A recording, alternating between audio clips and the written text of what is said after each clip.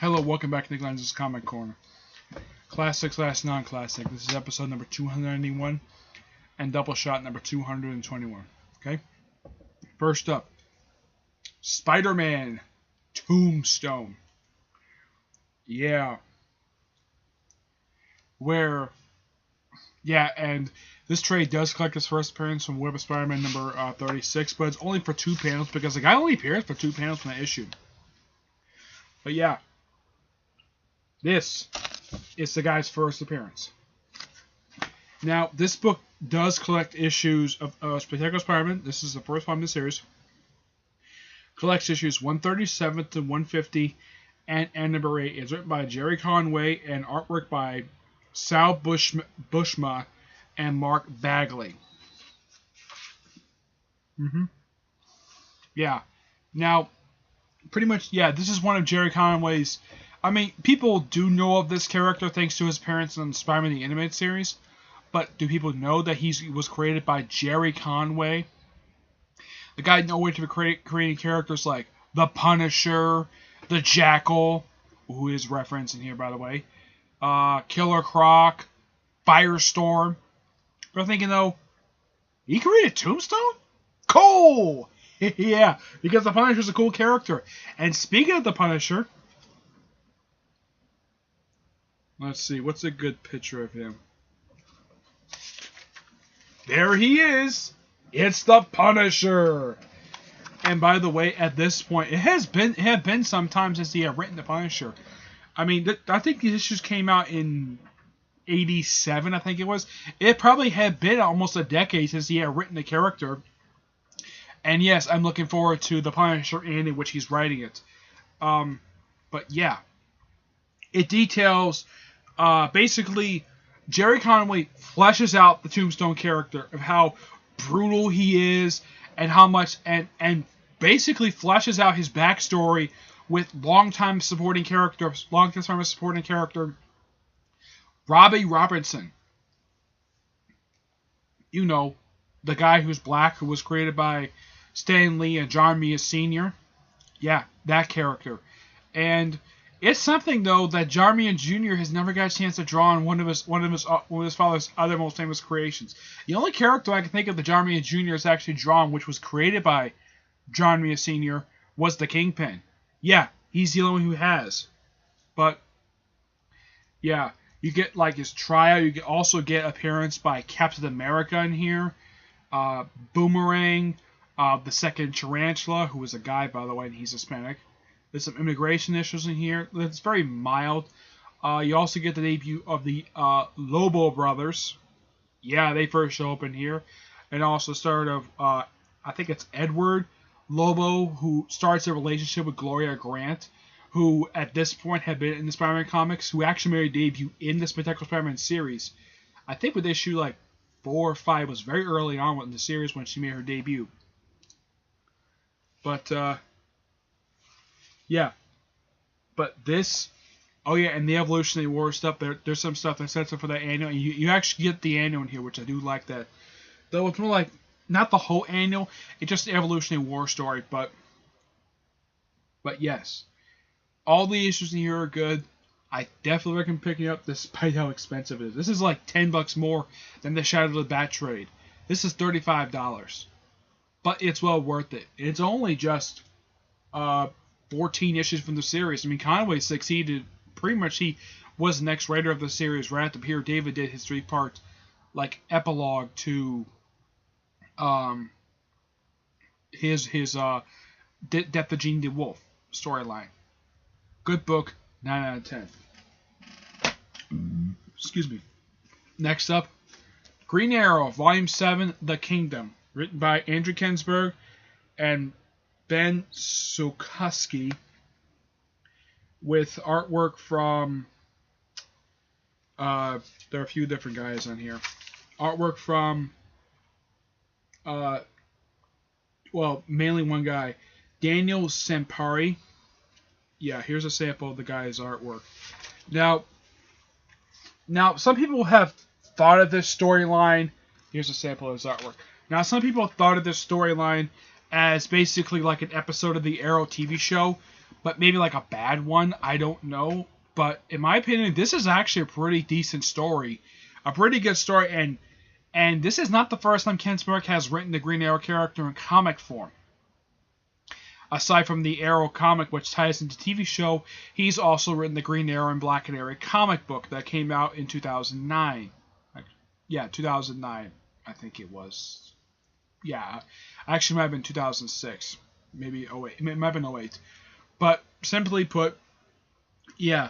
Basically, the story is that Oliver is trying to take down John King, who only shows up in this very storyline. And as far as I can tell, even though the storyline is ended like a year ago. But here's the thing. John King hasn't shown up since the storyline ended. Also, another thing. Characters who make a first appearance in this very storyline are dropped right afterwards. Because apparently the Green Arrow writers have trouble writing Green Arrow consistently from writer to writer.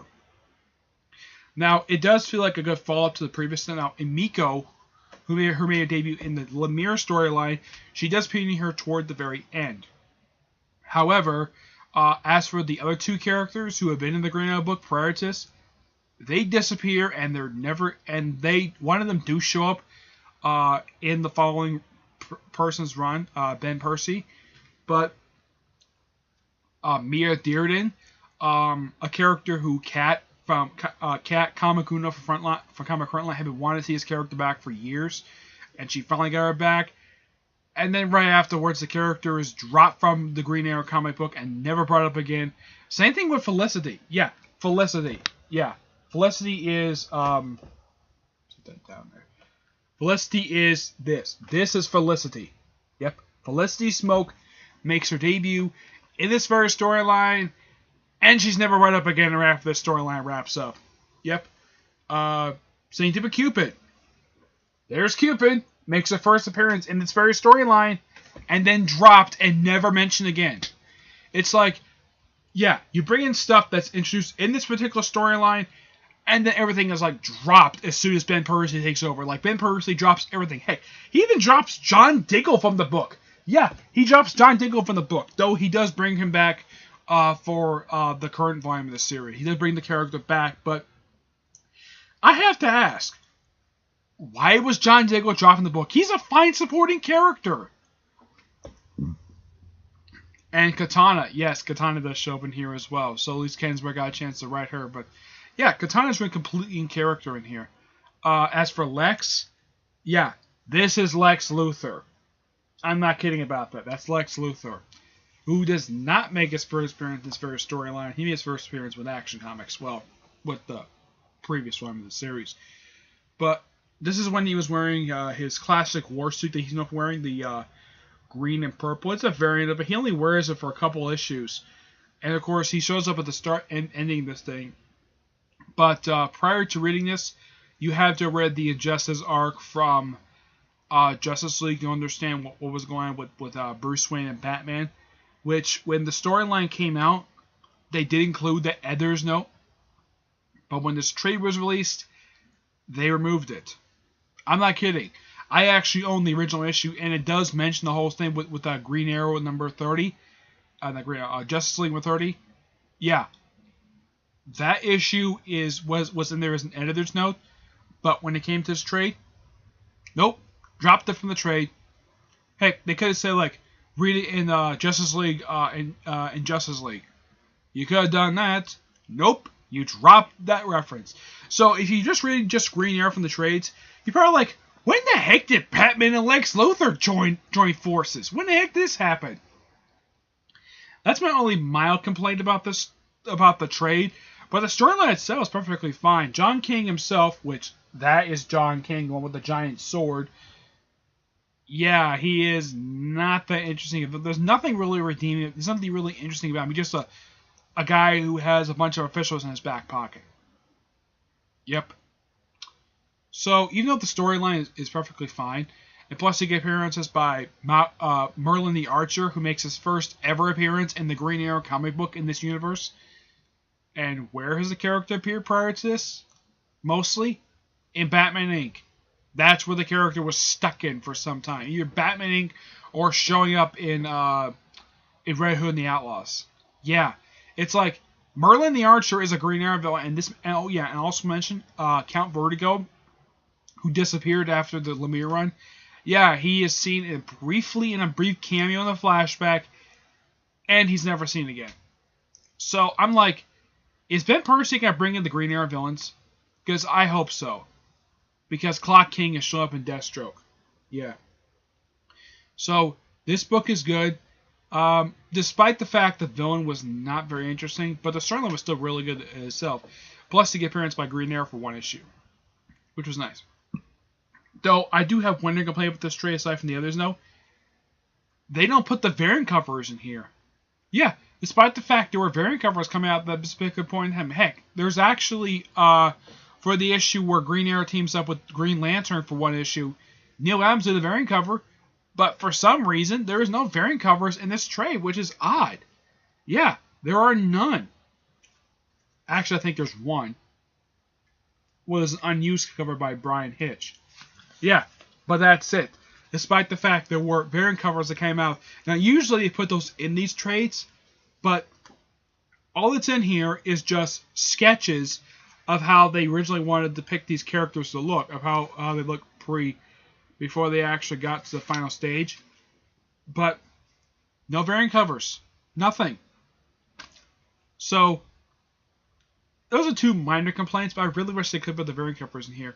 So I'm gonna get this book. I mean, I'm gonna give it because I was kind of disappointed that they put those two things in there. I mean, one's like one very minor thing. The other one's like they should have thrown it in there because people get a chance to see what the variant covers look like. So I give this book a 8.75 out of 10. It's still a good story. It's just that it has some things like Ben Percy ignores this. I don't know why. Alright, that's it for this episode. Stay tuned for the next episode, which will be episode 292 and episode number 223. Doubleshot 223, okay? Until then, see you there. Bye.